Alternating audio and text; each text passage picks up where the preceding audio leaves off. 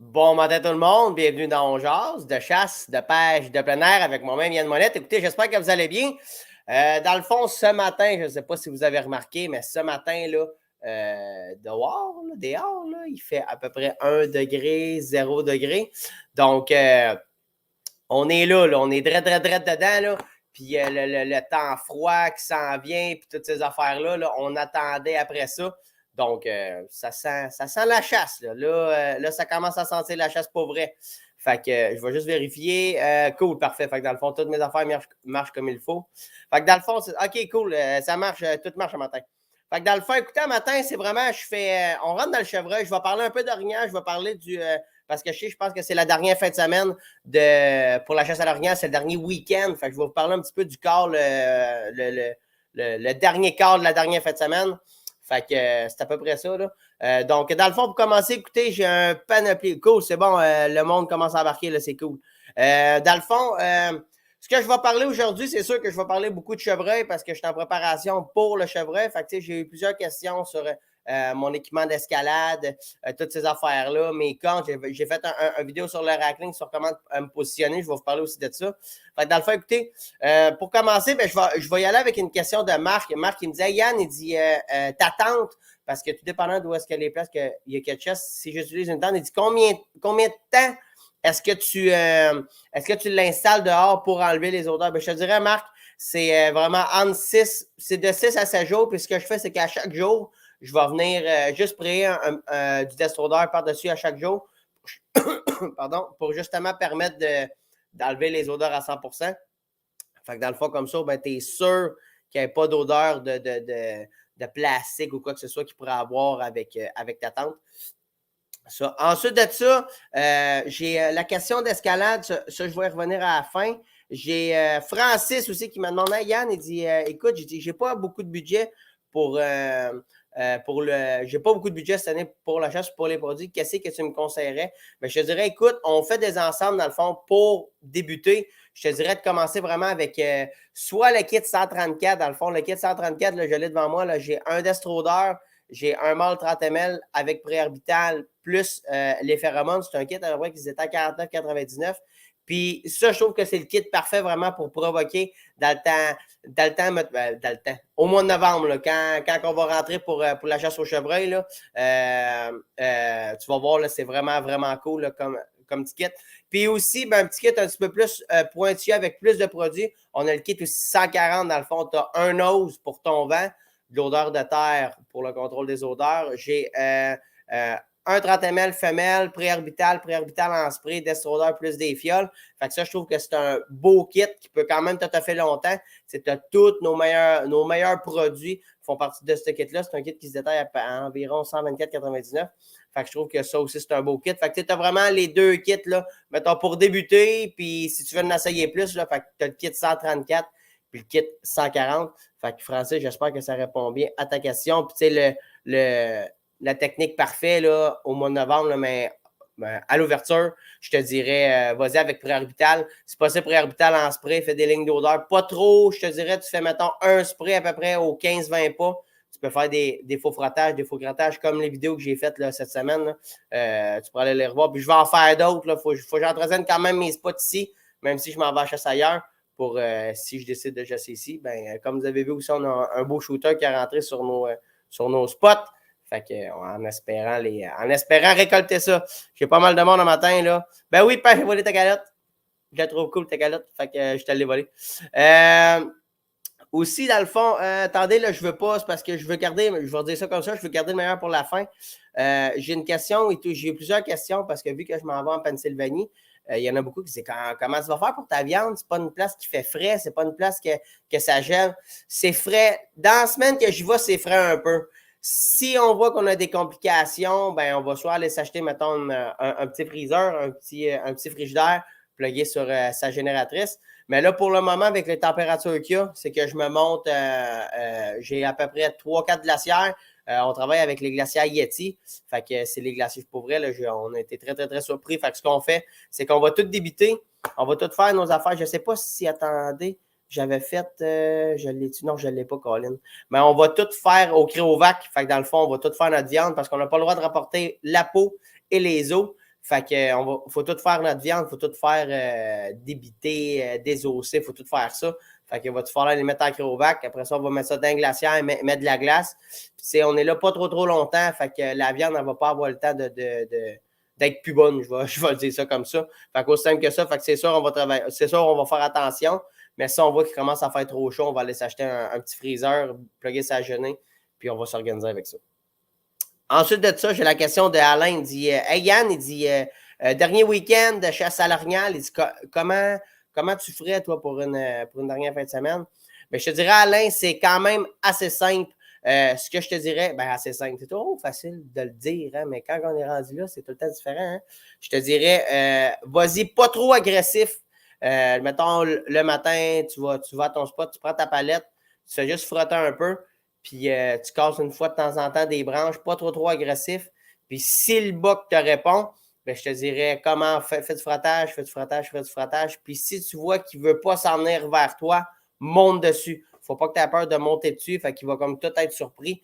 Puis tu as peut-être aussi des chances de le récolter. Ou bien aussi, tu peux faire la fameuse technique du maheu. Dans le fond, c'est l'orignal femelle qui veut absolument se faire accoupler. Fait que dans le fond, moi, avec ça, tu es sûr que s'il y a un bug, si tu fais le maheu, il va se dire, Colin, il y en reste une que je n'ai pas pognée.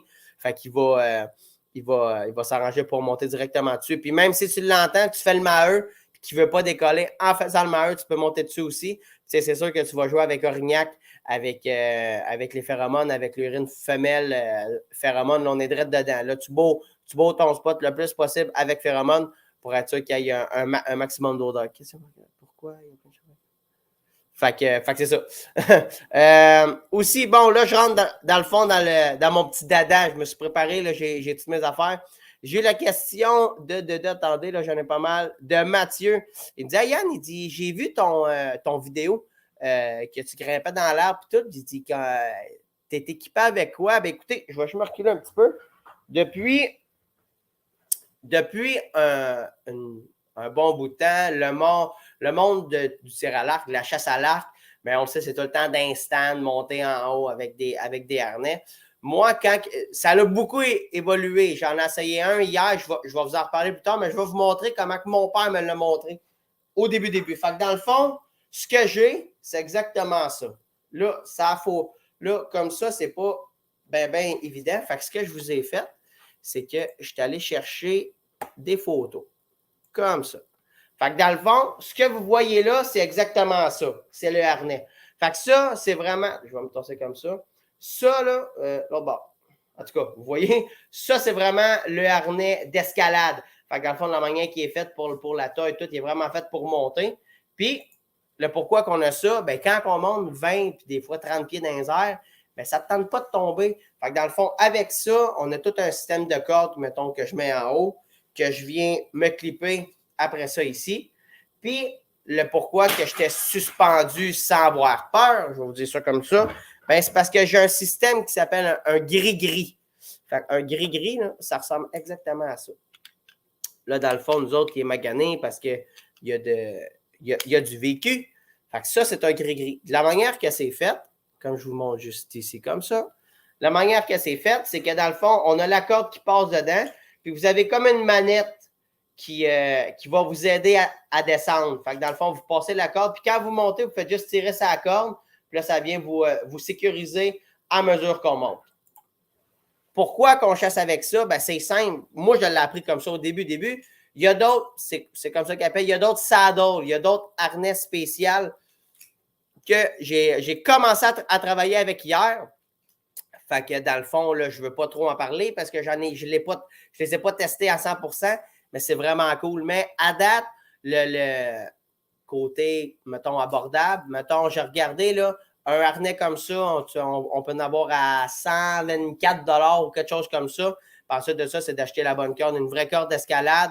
Il y a plusieurs sortes. Tu as les gris-gris, que lui, dans le fond, c'est pour descendre en rappel. Fait que si, mettons, tu tombes, comme ça. Fait que si, mettons, tu tombes, tu es capable de descendre en rappel. Si t'arrive quoi que ce soit, tu peux, mettons, enlever le mousqueton, comme ça, remettre ta corde facilement. Fait que ça, c'est un système que j'adore pour descendre en rappel. si tu tombes en bas de ton stand ou quoi que ce soit, parce que c'est déjà arrivé avec mon père. Mon père, il va rire un matin, là. C'est déjà arrivé quand j'étais jeune.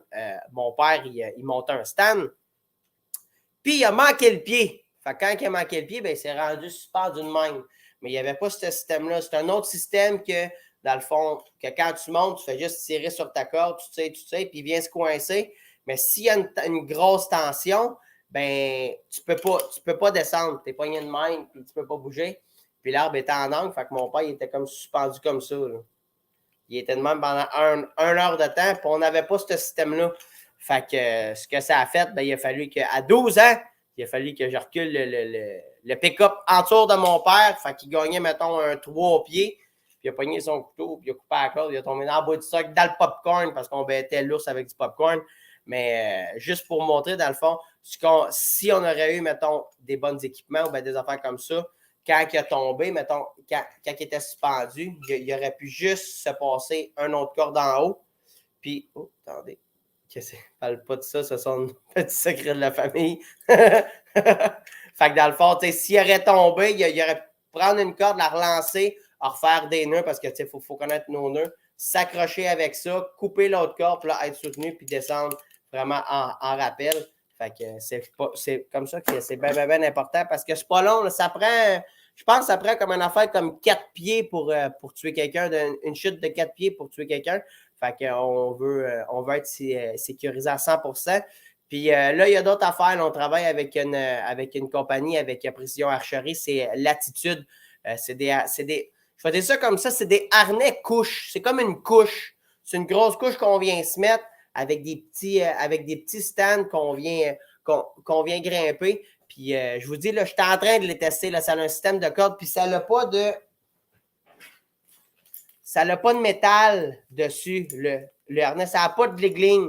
Fait que ça a été vraiment pensé pour la chasse, pour les chasseurs, pour pas que ça fasse de gling. Fait que je suis en train de les tester, puis même que j'aille en Pennsylvanie, ben là, on va les tester il dit, Guillaume, il dit, une hauteur d'homme peut être mortelle. C'est ça, dans le fond, une autre. Fait que, mettons, exemple, que tu fais 5 pieds, ben, ça prend juste 5 pieds. Si tu tombes à la bonne place, ben, tu peux te faire mal. Puis c'est arrivé là, à nos chums que les gars n'étaient pas attachés. Puis les gars, ils ont tombé. Puis ça te tente pas de piquer une débarque, puis de ci, puis de ça. Puis on attache tout. Quand on monte il y a dans notre stand nos arcs, nos ci, nos ça. Je pourrais vous faire une vidéo. C'est assez dur de faire une vidéo quand je suis tout seul, parce que dans les airs, c'est ça. Mais tantôt, je vais demander à ma gang, là, je vais faire tout le setup, je vais monter dedans, je vais essayer de tout vous montrer ça, faire des petites vidéos comme ça. Là, vous allez voir, dans le fond, sur ma page YouTube, je vais essayer d'en mettre pas mal pour vous montrer tout mon setup. J'ai arrangé mon trailer, parce que je m'en vais avec Jason, fait que j'ai arrangé mon trailer, j'ai arrangé mes affaires, j'ai arrêté de pacter mon stock, je ne veux rien oublier, malgré que là-bas, on n'est pas... J'étais à 1h30 d'un gros magasin de chasse. Fait que je ne vais pas dire le nom, là, mais il y a des petits magasins et il y a un gros magasin de chasse. Fait que c'est ça. Ensuite de ça, j'ai toujours connexe à Chasse au Chevreuil.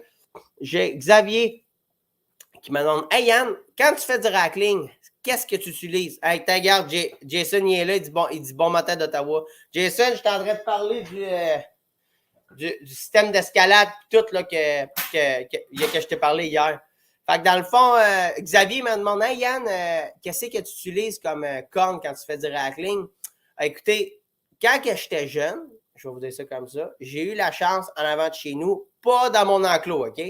J'ai eu la chance en avant de chez nous d'avoir un boc, un beau 8 qui venait. C'est ça un 8? Ouais, un beau 8 qui venait manger, je vous dirais, je pense que c'est le mois de février qu'ils perdent leur corne. Fait que quand j'étais jeune, j'avais peut-être 8, 9, 10 ans, mettons, là, dans ces ans-là, mettons, entre 9 et 12 ans. Là. Fait que j'avais un gros boc qui venait chez nous. Puis vous allez voir pourquoi que je vous raconte tout ça. Puis il y avait un beau rack. Puis vu que je savais qu'il était juste limite de perdre ses cornes, bien, ce que je faisais, c'est que je m'avais fait une genre de cache en neige. Fait que je m'avais caché dedans. J'avais mis de la moula au bord. Puis le gros boc qui était venu. Puis j'y avais fait peur 2 fois. Puis pourquoi que je faisais peur? Bien, quand je faisais peur, il partait, il courait. Au bout de, mettons, de 2 heures, il revenait. Puis, il manquait une corne. Fait que là, à un moment donné, j'y ai refait. Il est parti. Puis quand il est revenu, il manquait ses 2 cornes. Fait que ce que j'ai fait, je suis parti dans le bois. Et j'ai eu la chance de ramasser. Ça, c'est juste avant les gros hivers du Québec. Là. J'ai eu la chance de ramasser mes cornes. Depuis ce temps-là, je les ai. Regardez, c'était quand même un beau 8. Là, j'ai coupé ça ici parce que je passais mon temps à me les cogner. Mais pour vous dire, dans le fond, ce que moi j'aime beaucoup le naturel. C'est sûr que c'est pas donné à tout le monde de trouver ça dans le bois, mais j'aime beaucoup le naturel de ça. C'est ma... J'ai un petit logo avec ça, en tout cas. J'aime beaucoup travailler avec ça. Le son, je le trouve écœurant. Mais comme je vous dis, c'est par préférence. Mais je l'ai déjà fait aussi avec des cordes en synthétique. Il existe dans ce style-là. Attendez une minute. Il existe ça dans le style synthétique. Ça fait aussi la job. Le son il est pareil. C'est juste que quand tu le cognes, des fois, il faut juste que tu fasses un petit peu plus attention. Il existe ce modèle-là. Ça, je pense que c'est Primo qui fait ça. Fait qu'il existe ce modèle-là comme ça. Il existe un autre modèle. Si je ne me trompe pas, je pense que c'est Blackout. C'est ça? Attendez, pas que j'accroche mes affaires. Black Rack. Dans le fond, ils ont sorti ce modèle-là comme ça. Je pense que ça venait avec un câble. Fait que tu peux les... Fait que le son, il est bon. Fait que même si ça peut être rose, ça peut être orange, noir, des vrais, des fausses, c'est de préférence. C'est sûr que si tu as accès à des vrais, je te dirais de prendre des vrais. Parce que tu auras au mieux quand c'est vrai. Mais aussi comme ça, là, ça fait entièrement la job. Fait que c'est des belles affaires. Mais moi, de préférence, j'aime mieux les vrais. Fait que, puis mon premier boc chevreuil, mais je l'ai tiré avec mes cornes. Fait que c'est pour ça que je chasse avec ça. Fait qu'écoutez, écoutez, on fait un concours aussi sur Facebook. Allez voir ça. Dans le fond, c'est sur la page de Steph Monette. On fait un concours pour savoir, dans le fond, qui est-ce qui chasse plus le chevreuil et l'orignal. Fait qu'allez voir ça, là. Puis avec ça, ben, on vous promet de faire un tirage. On est en train de préparer de quoi de papier, là. Fait qu'on va vous faire un tirage relié à ça. Fait qu'allez sur la page de Steph Monette pour remplir le concours. Et sur ce, si vous avez des questions, ben, vous pouvez nous rejoindre sur steph.onjaz@fermonette.com. Si vous avez des questions, quoi que ce soit, des photos, des remarques, on est là pour répondre, pour vous aider là-dedans. Sur ce, n'oubliez pas de liker, partager et surtout commenter. On se voit dans un autre ongeard. Et merci beaucoup tout le monde de nous suivre un matin. Là, c'est vraiment, vraiment cool. Là, le monde sont vraiment cool. Puis je vous promets de faire quelques petites vidéos, mais que j'aille à l'autre bord. Là. Donc sur ce, n'oubliez pas de liker, partager et surtout commenter. Puis on se voit dans un autre On Jase. Merci beaucoup tout le monde. Salut là!